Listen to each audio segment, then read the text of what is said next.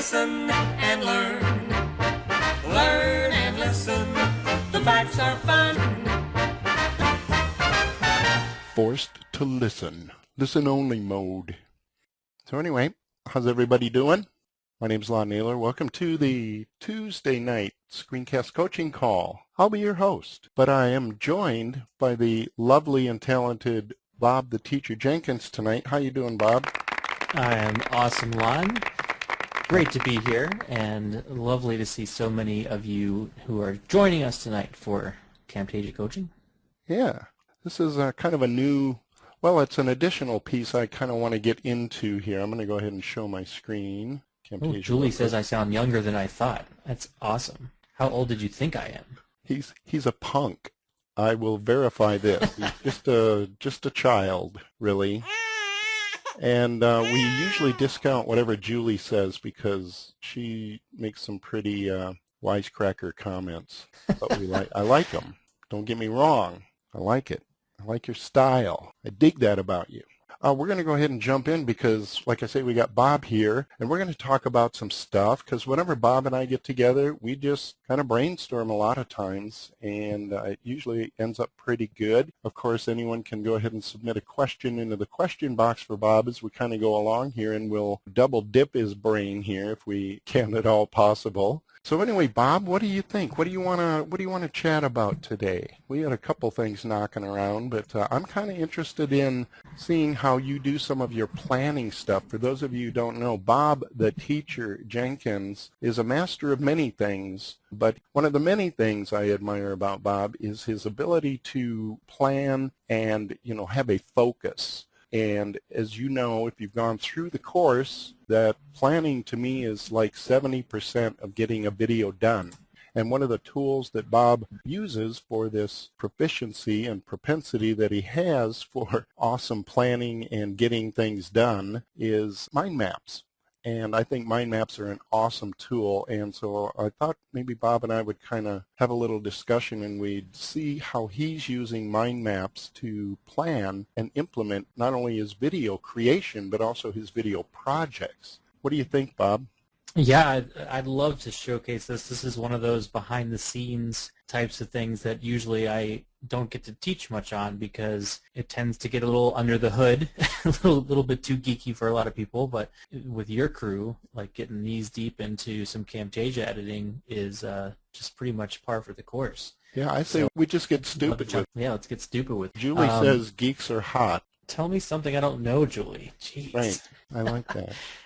So why don't I take control of the screen for a moment and let you see what's going on my side over here. I am good to go. I am red and ready. So once upon a time, I remember hearing Lon say, begin with the end in mind.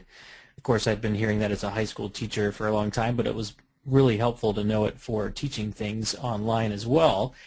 So what I want to chat with you guys about and just see what questions come up from it is how I put my courses online and what my vision is for it, and then how it becomes a video, and then what the plan was to begin with. So this is how I lay the courses out in my membership site.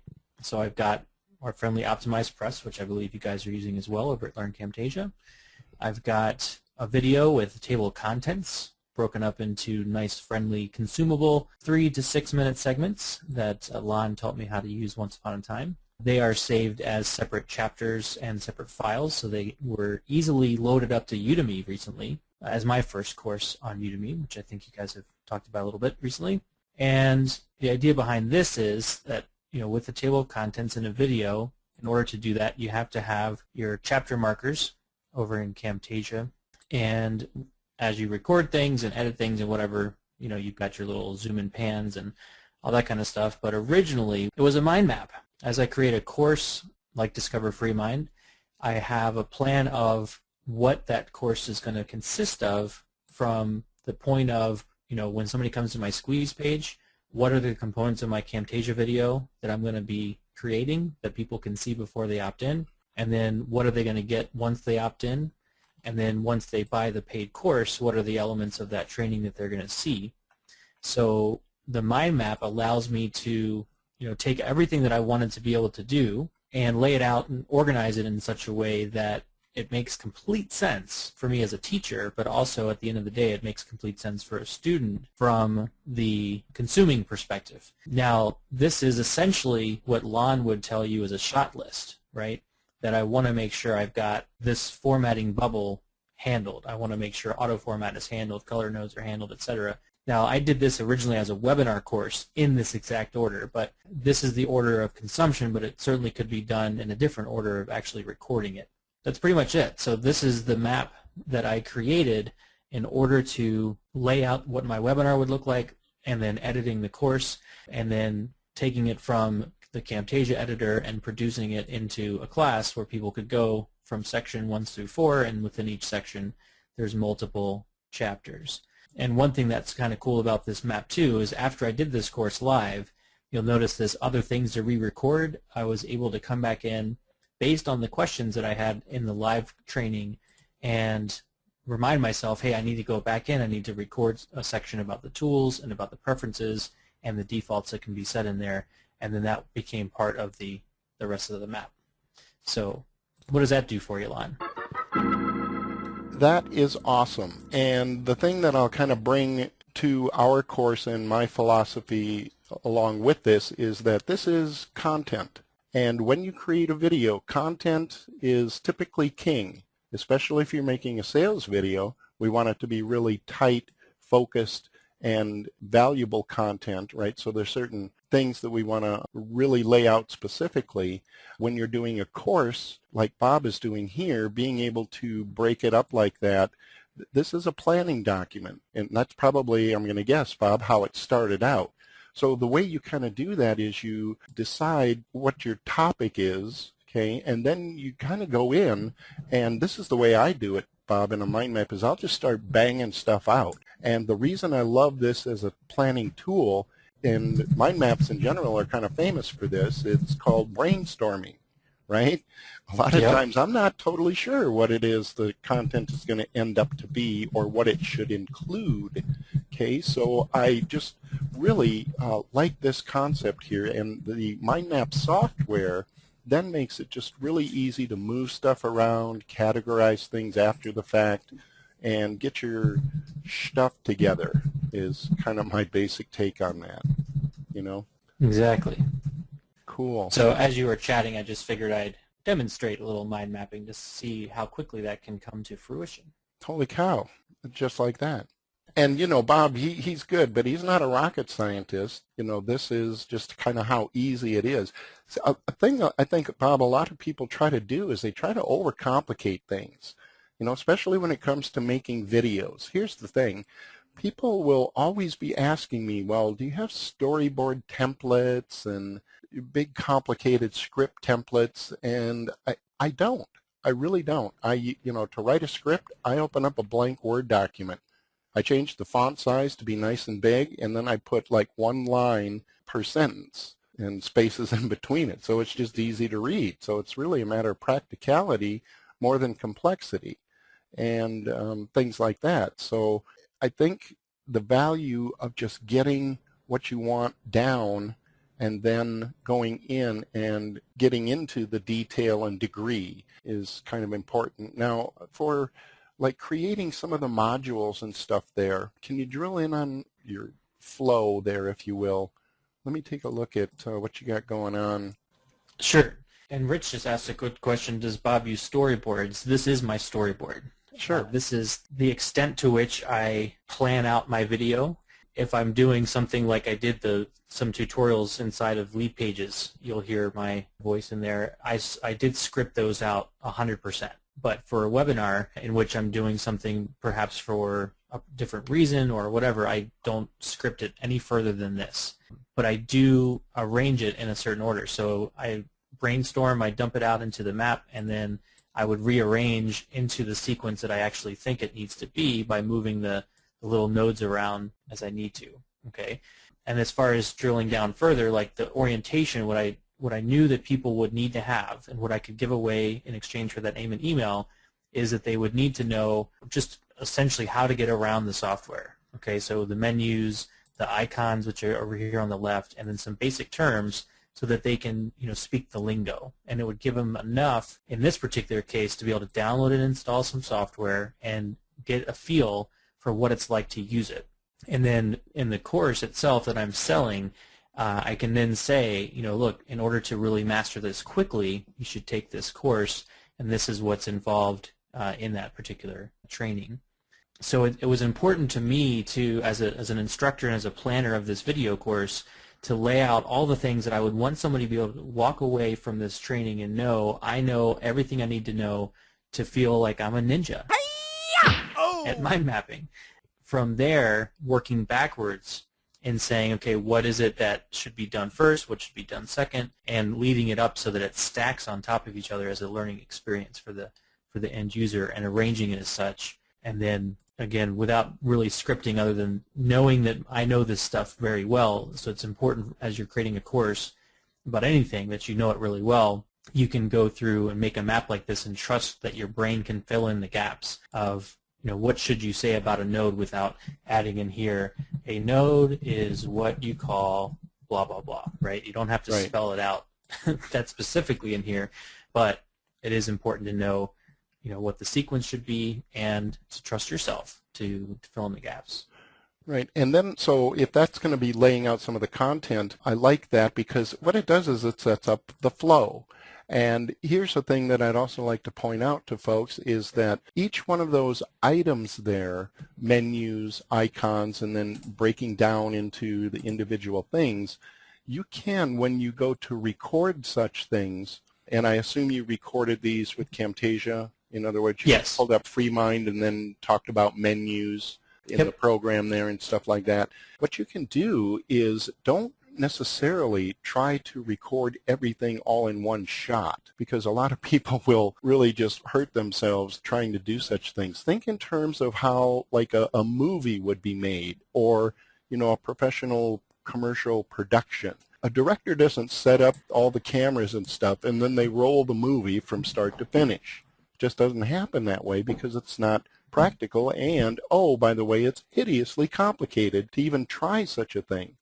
So think in terms of scenes almost. So it could be that menus are one scene, and that you can go ahead and record that piece of content and make sure that everything is set up properly and your software is, if you've made changes or something. A lot of times when you're demoing software, you have to go in and reset stuff, so it's in a state that you want for your demonstration. But people will try to just go ahead and go through the whole thing, juggling, looking back and forth at their planning documents and all that good stuff, and that just leads to mistakes and a whole lot of extra editing. Is that kind of the process that you use, Bob?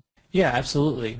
So what I was pulling up here is, first of all, that idea of shot listing and planning the individual segments. It's really key to think about that because, I learned this a long time ago from you too, that you don't need to do it all in one take. I remember how many times I made that mistake when I didn't do it that way. So giving yourself that opportunity to shoot it in the sequence that makes sense for you, and then having the freedom to compile it in the sequence that makes sense to the end user. It doesn't necessarily have to be in the same order. I also found that when I was creating my very, very, very, very, very first program, freetoolreport.com, which I used Camtasia from learning it from you back in 2006, way back in the day, I thought to myself, and because I hadn't learned this lesson from you yet, that I did have to do the entire thing in one take.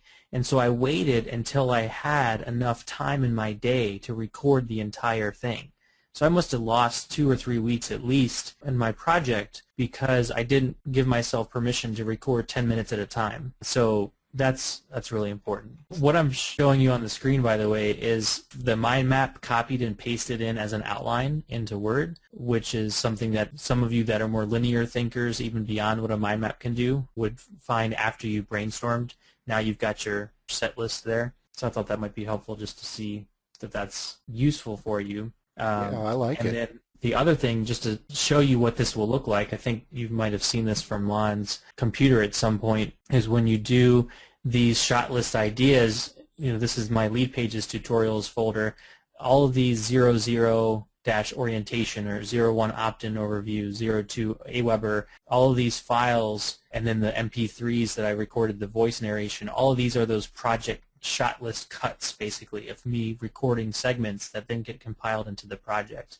So it's important as you do this idea of a shot list where you record individual segments that you come up with a good naming convention so that it's easy for you to organize and find your stuff, because it can get pretty overwhelming pretty quickly. So I recommend that you have a number, the topic within that particular project, and then any other information that might help you to figure out what it is at a later time. Right, and that's going to be important because recording scenes and stuff is great, but when it comes time to assemble all of these, if you don't know by the names of your recording files what order they're supposed to go in, you're going to be screwed, is probably the technical term for it. And that's why in our planning section we recommend make a project folder, then make a folder under that for your recordings. When you create a Camtasia project, you're going to end up with a bunch of different stuff, and being able to put those things in individual compartments where you can find them is going to be just a really crucial thing. So that's just an outstanding tip. As far as recording goes, I'll go ahead and give one more tip. We talked a little bit about how you don't have to record everything all in one take. But what you can do is realize that, and I say this quite a bit, the pause key is your friend.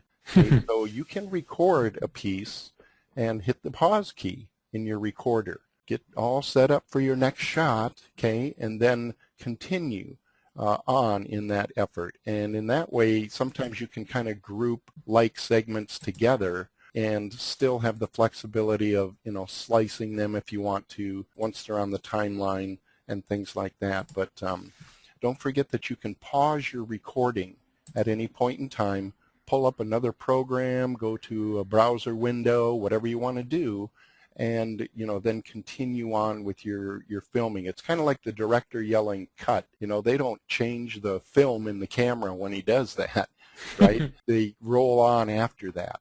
So that would be one other thing that people might want to think about. Yeah. Now, my last tip that I can think of off the top of my head is this FreeMind course was recorded via a webinar, just like what we're doing right now. So it was from start to finish, 95% of it was done live in front of a studio audience.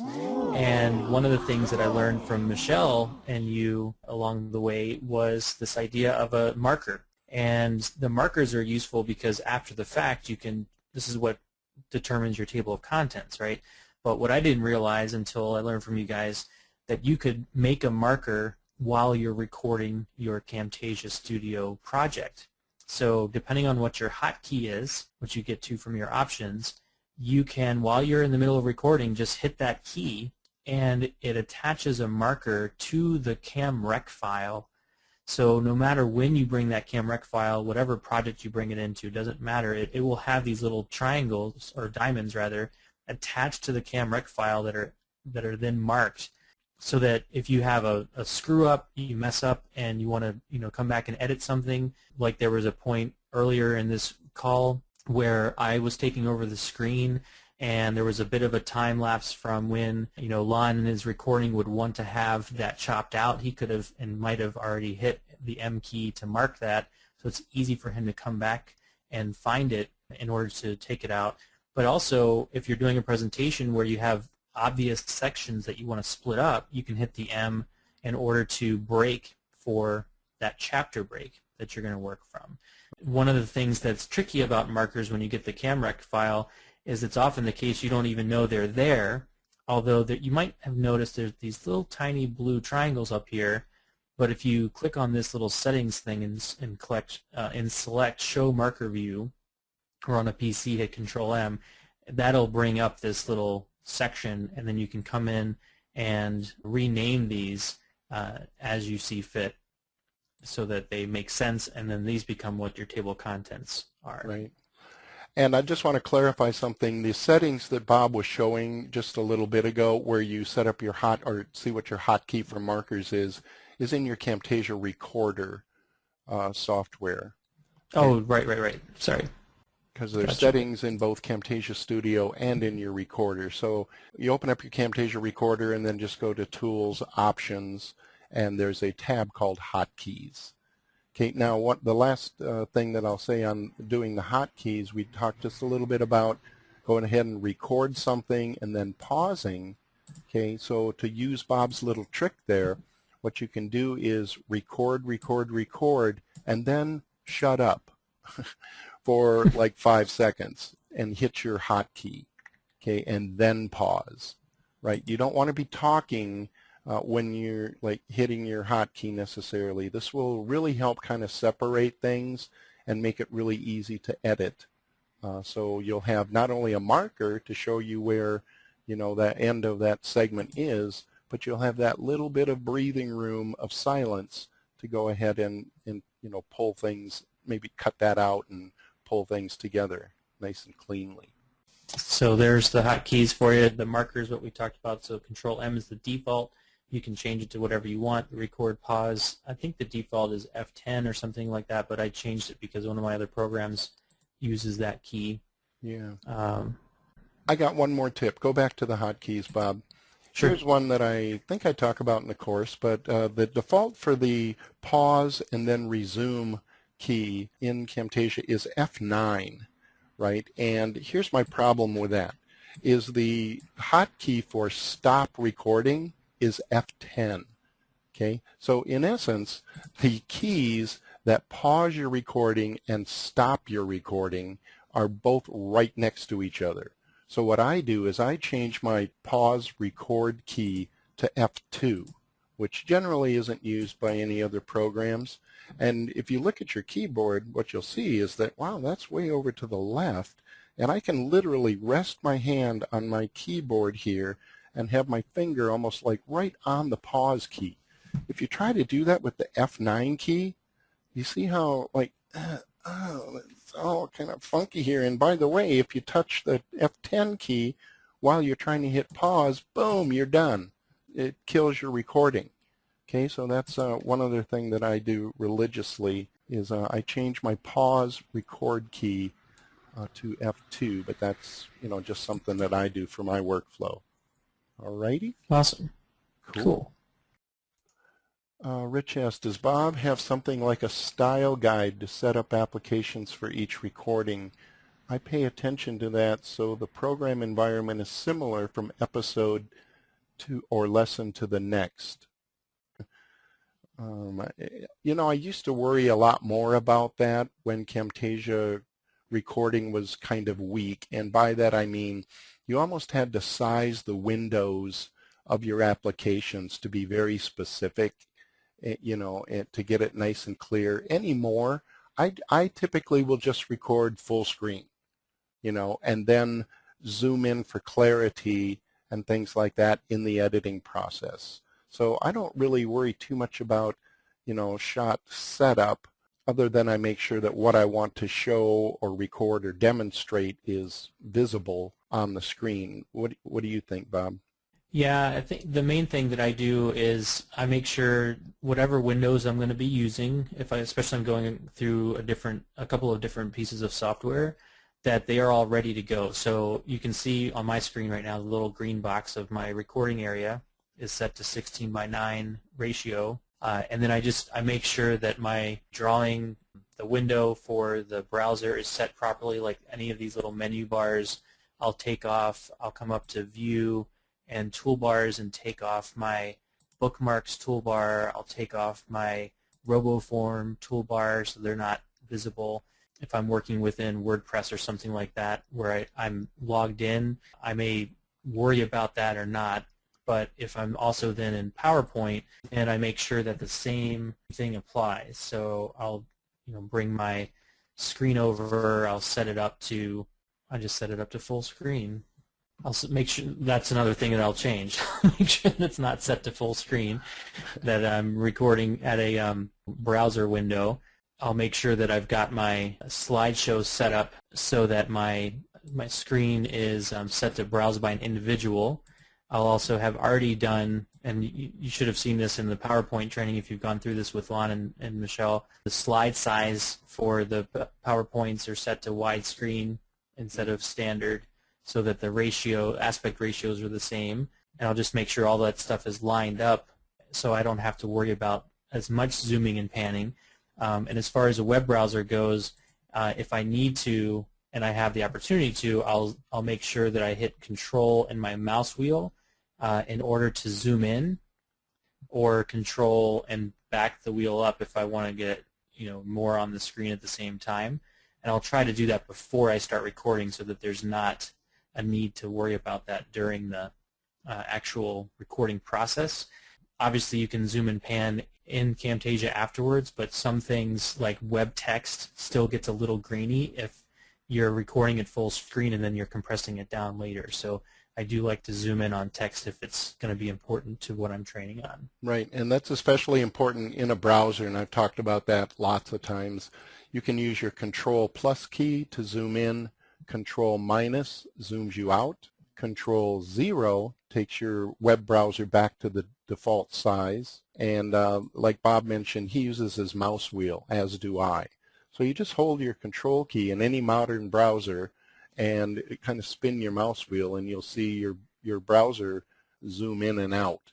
And when you want to get clear with the text in a browser recording, that's a good thing. And I love revisiting the tip of getting rid of the browser clutter. Nobody cares about all your silly toolbars and stuff, and it wastes valuable real estate. It just makes it confusing looking. Yep, and it might be nice for you to know that I play fantasy football, but you might not really be that interested. And by the way, just a quick little PC and Mac tip for those of you that don't pay attention to things that are right in front of you all the time. You might hit your head here for a second, but if you're confused about these keyboard shortcuts, or you're wondering which ones do what, whenever you're in a menu of any program and you go to do an action, do a function, you'll notice that there's always these little CTRL plus things over on the right for things that have a keyboard shortcut. Not everything does, but if they do, that's the keyboard shortcut. So if you ever forget, that's what we're talking about. So for that view and zoom, if you ever forget what they are, just remember you can look in the menus and you can figure out what they are in here. Keyboard shortcuts are one of the biggest productivity tips I can give to anybody who wants to cut time down, because I know it might not seem like a lot, but every time you take your hands off the keyboard, take your mouse, drag them up to the menu, and then go to whatever, it gets, that's just seconds in multiple seconds, sometimes 10 seconds or more, that adds up over time. And you know what? It just kind of wears me out sometimes. It's just tedious. And I'm tired of it.